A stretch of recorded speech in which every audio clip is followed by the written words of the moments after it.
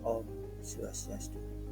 Assalamualaikum warahmatullahi wabarakatuh. Salam sejahtera untuk kita semua. Salam Namo Buddhaya. Salam kebajikan. Perkenalkan, saya Gede Raharjadangin, calon guru penggerak angkatan 11 Kabupaten Buleleng.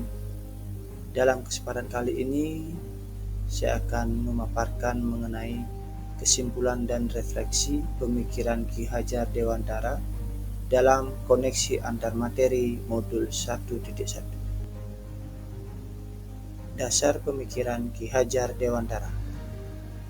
Pendidikan yang berpusat pada anak, dan sebagai seorang pendidik, kita hanya menuntun segala kodrat yang ada pada anak-anak agar mereka bisa mencapai keselamatan dan kebahagiaan yang setinggi-tingginya. Pendidik hanya menuntun tumbuh dan kembangnya anak agar dapat memperbaiki laku dan budi pekertinya, hidup dan tumbuh kekuatan kodrat alam. Kodrat alam dan kodrat zaman. Pendidikan harus memperhatikan kodrat alam dan kodrat zaman. Kodrat alam sendiri dapat diartikan sebagai lingkungan alam tempat peserta didik berada dan karakter dari anak itu sendiri. Sehingga pendidikan harus memperhatikan kodrat alam dari seorang anak.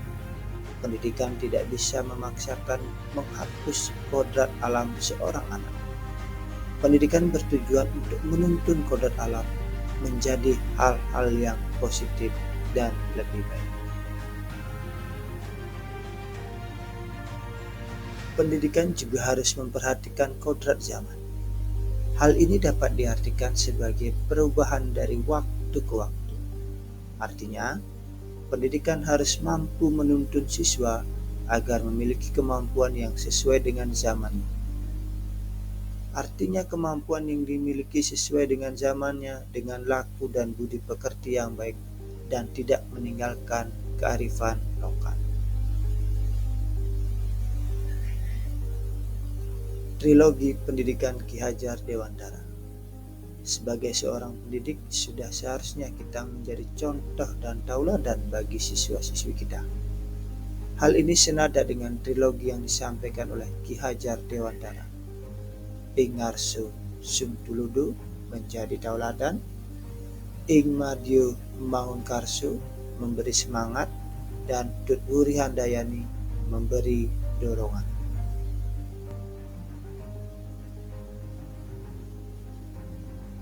Apa yang Anda percaya tentang murid dan pembelajaran di kelas sebelum Anda mempelajari modul 1.1? Yang saya percaya tentang murid dan pembelajaran sebelum mempelajari modul 1.1. Yang pertama, materi harus habis dan dikuasai oleh setiap siswa. Yang kedua, jarang melibatkan siswa dalam pembelajaran. Yang ketiga, semua siswa harus tuntas dalam aspek kognitif.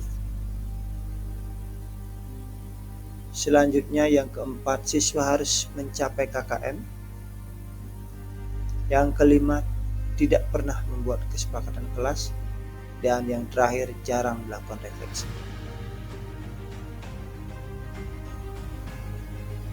Apa yang berubah dari pemikiran atau perilaku Anda setelah mempelajari modul ini?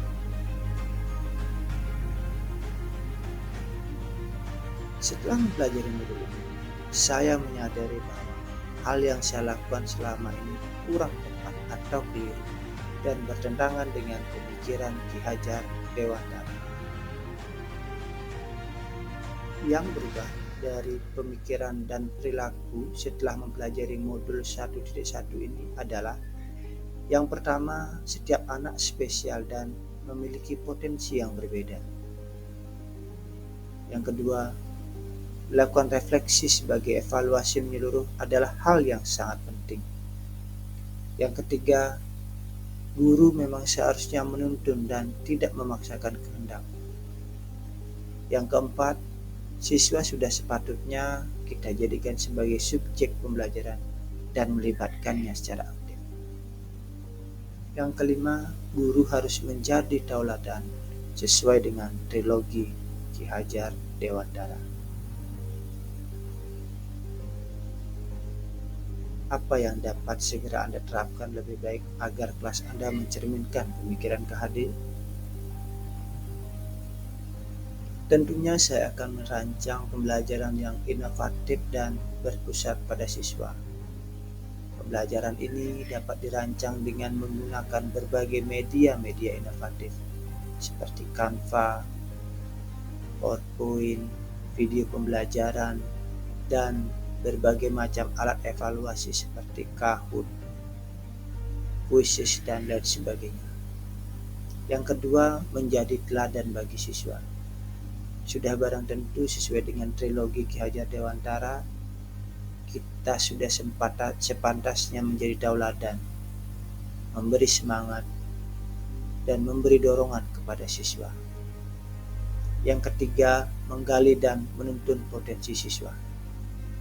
Sudah barang tentu setiap siswa memiliki potensi yang berbeda-beda dan kita tidak boleh memaksakan. Disinilah peran kita sebagai guru untuk menggali dan menuntun potensi-potensi terbaik siswa agar berguna untuk masa depan mereka. Terima kasih. Saya tutup dengan Parama Santi. Om Santi Santi Santi.